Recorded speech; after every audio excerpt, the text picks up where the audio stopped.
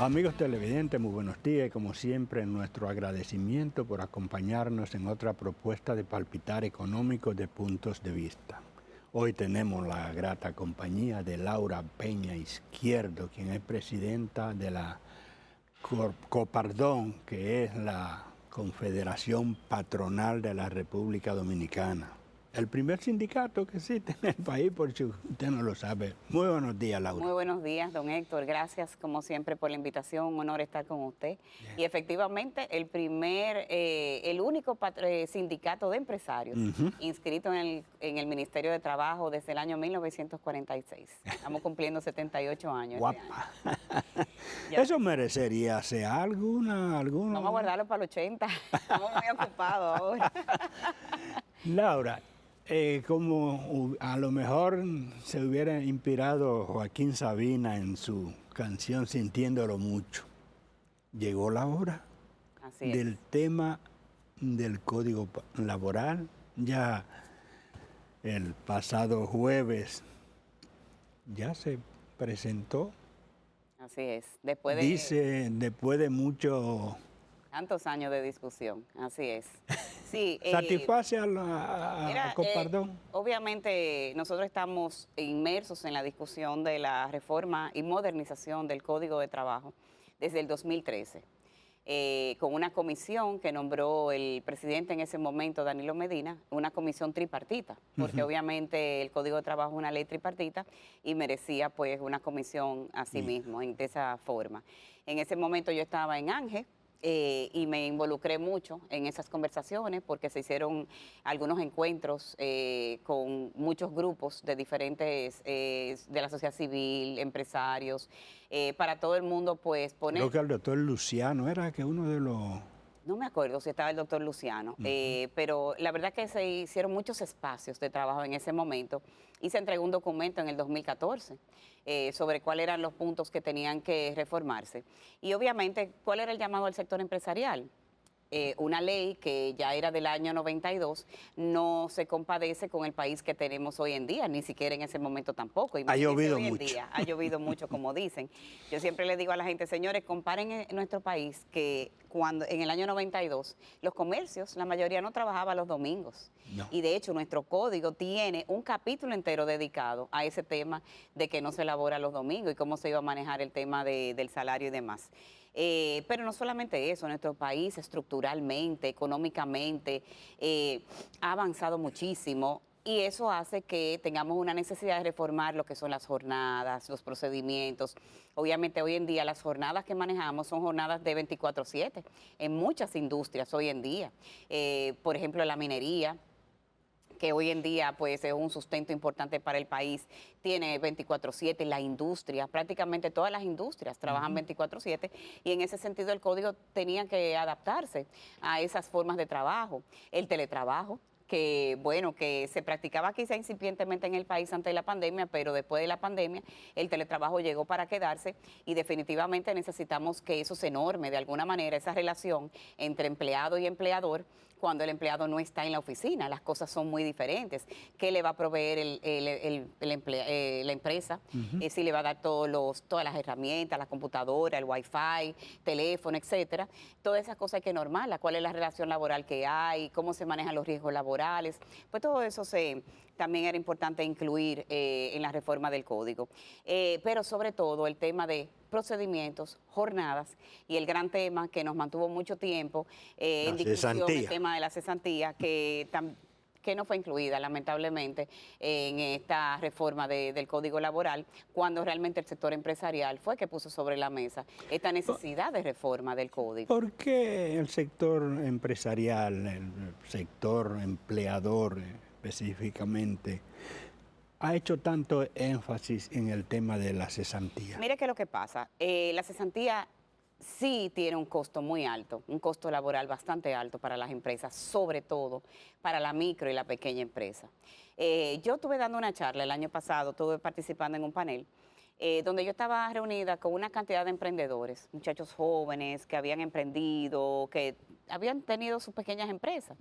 Y muchos de ellos nos comentaron que habían permanecido en la informalidad un tiempo, pero a raíz de que tuvieron que desahuciar un empleado, 2 empleados, pues entonces eso le eliminaba su capital de trabajo y muchas veces tenían que salir a buscar un préstamo.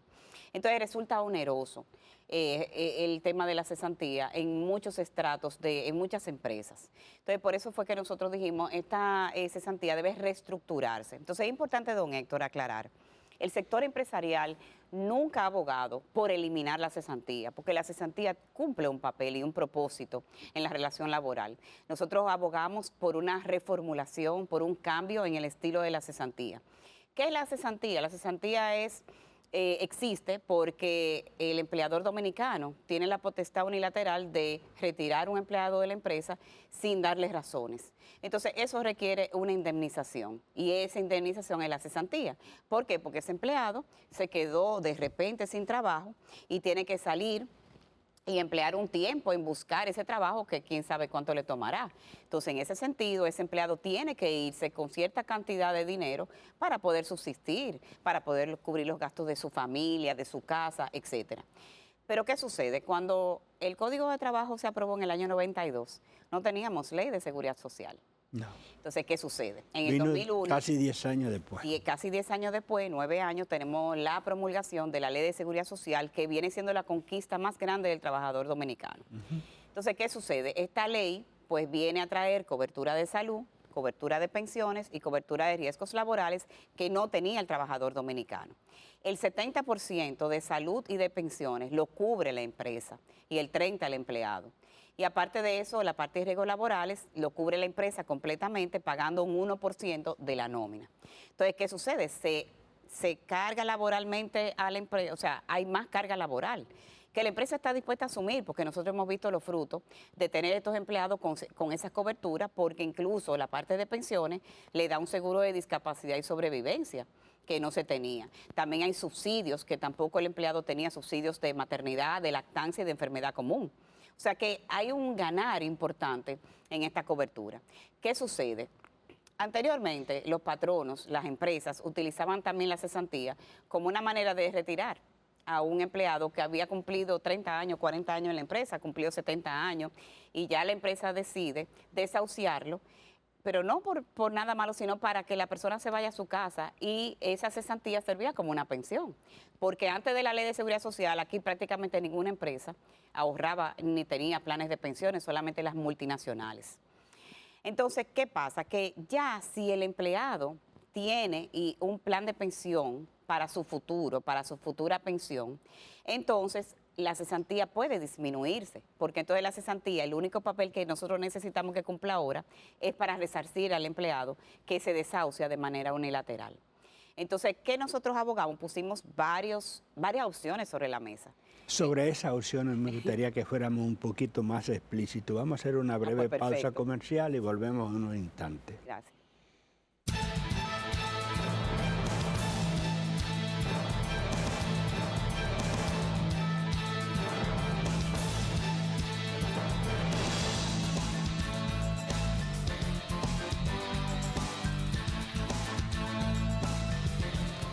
Continuamos la conversación con Laura Peña Izquierdo, presidenta de Copardón.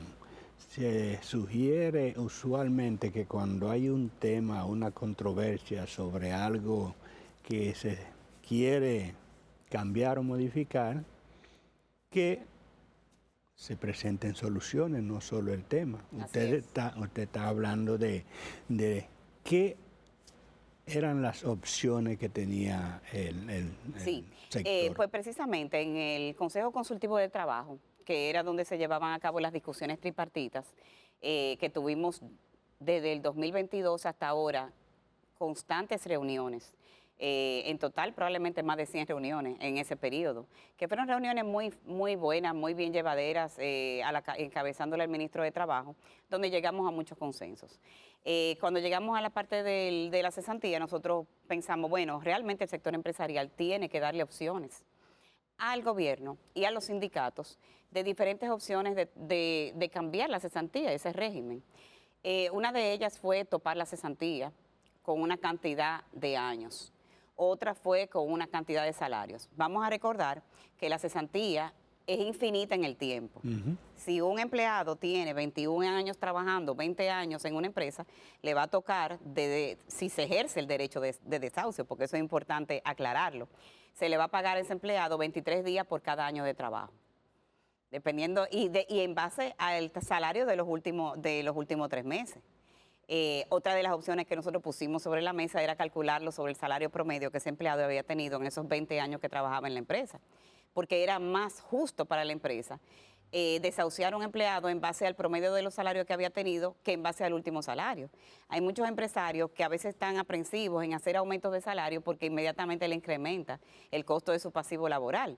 Y eso va en contra del empleado, porque si el empleado realmente es una persona eficiente, una persona que se ha ganado o sea, que sea premiado con un aumento de salario y que el empresario esté ahí, bueno, me va a subir el pasivo laboral, esos son uno de los temas que tenemos que vencer con una modificación de la cesantía. Entonces, otro tema que también está sobre la mesa es el seguro de desempleo, que también es un mandato de la Ley de Seguridad Social 2701, en el artículo 50. Sí. Exactamente. Esa era otra opción. Se habló de fondo de cesantía, de seguro de cesantía. O sea, nosotros pusimos sobre la mesa aproximadamente 7 u 8 opciones para que se pudiera elegir y que podamos, entre las 3 partes, llegar a un acuerdo. Pero entonces, ¿por qué se presenta eso obviando Bueno, eso? porque no hubo consenso.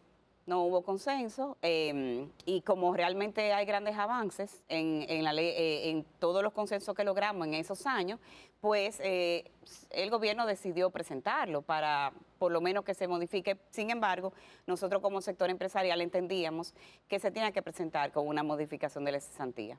Que teníamos que seguir discutiendo en ese espacio tripartito hasta por fin llegar a algún acuerdo, porque definitivamente hay un clamor en el sector empresarial para disminuir este pasivo laboral. ¿Para qué? Para permitir que se creen empleos. El empleo formal es el empleo de calidad, porque es el empleo que ofrece protección social. Hoy en día, el 56% de los dominicanos que se encuentran en la informalidad no poseen cobertura, ni protección social, ni salud, ni pensiones, ni riesgos laborales. Entonces, estas personas carecen de de algo que es básico y esencial. Claro, la mayoría de estas personas están en el subsidiado, pero el subsidiado le ofrece atención en los hospitales de salud, pero no tienen la parte de los riesgos laborales y no tienen la parte de pensiones. O sea que no son personas que no están ahorrando hoy en día para una pensión. Entonces, nosotros como sector empresarial lo que abogamos es por competitividad frente a nuestros pares en la región. Nuestros pares en la región, muchos de ellos tienen una cesantía que está topada. O sea, una cesantía que está modificada, que no es infinita en el tiempo. O sea, un límite. Un límite. Porque, como le digo, y lo reitero, don Héctor, nosotros no hemos abogado para eliminar la cesantía, nunca, porque cumple un propósito. Y ese propósito siempre va a existir, de que el patrono tiene esa decisión unilateral de retirar a una persona de la empresa. Pero la cesantía no se puede ver como un ahorro. Hay muchos empleados que tienen la falsa creencia que eso es un ahorro. Y cuando renuncian de la empresa, muchas veces me dicen, ¿y mis prestaciones?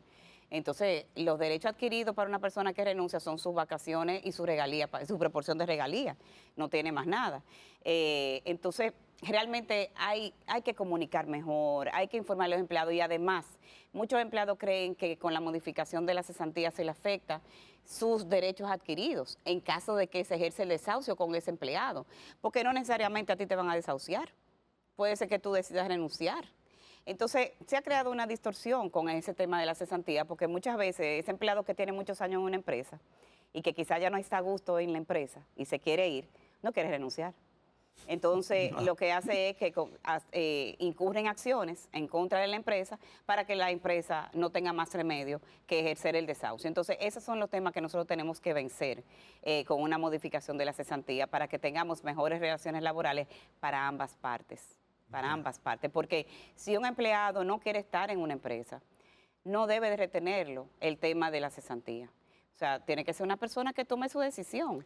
Pero una pregunta, Laura, y no podría, porque yo supongo que por tratarse de un tema de tanto impacto económico y social como el tema laboral, que habrá vistas públicas en el Congreso y no hay la posibilidad de agregar esa parte, nosotros incorporarla. No estamos seguros de que con el Código de Trabajo hayan vistas públicas. Yo no lo sé, no manejo ese tema, lo tendremos que averiguar ahora, porque se acaba de depositar, porque al ser una ley tripartita, que se habló en un espacio tripartito, a diferencia, por ejemplo, de la modernización del pacto fiscal, pues entonces eso es diferente, porque sí, en ese seguro que hay vistas públicas para que todos los sectores puedan presentar su opinión sobre el proyecto, porque ese proyecto no se vio así como se vio el proyecto de la modificación del Código de Trabajo, que sí se vio en un espacio tripartito, pero ojalá que podamos llegar a un acuerdo con el tema de la cesantía. Para nosotros es sumamente importante que se toque ese tema de la cesantía.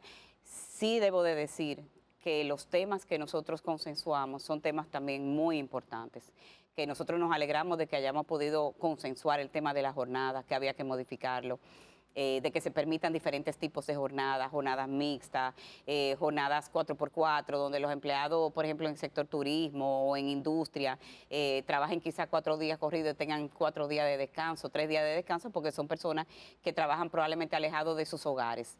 Y eso es una manera de que es una situación ganar-ganar tanto para la empresa como para el empleado, porque se pasaría 3 o 4 días en su casa y luego vuelve al trabajo.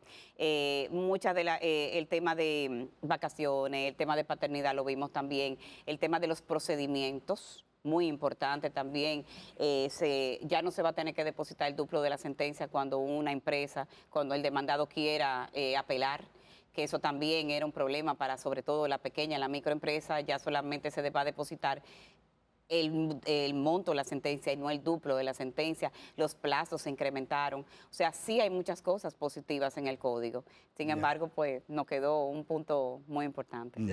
Bueno, nos queda un minuto.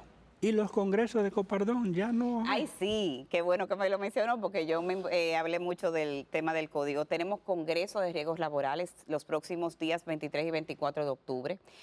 Será celebrado en el Hotel Jaragua. Ahí tocaremos temas tan importantes como el tema de los accidentes de tránsito, cómo esto afecta a las empresas, cómo podemos hacer campañas preventivas en ese sentido. Vamos a hablar del tema de la salud mental, tan importante ahora para manejar en las empresas. Incluso muchas empresas están invirtiendo dinero en darle apoyo psicológico a sus empleados para que estén realmente equilibrados y a gusto en sus empresas y se le dé ese apoyo. Vamos a hablar sobre jornadas, o sea, todo lo que tenga que ver con riesgos laborales, experiencias de empresas en esos temas. O sea, que de verdad que hacemos un llamado para que nos acompañen en ese congreso tan importante los días 23 y 24 en el Hotel Jaragua.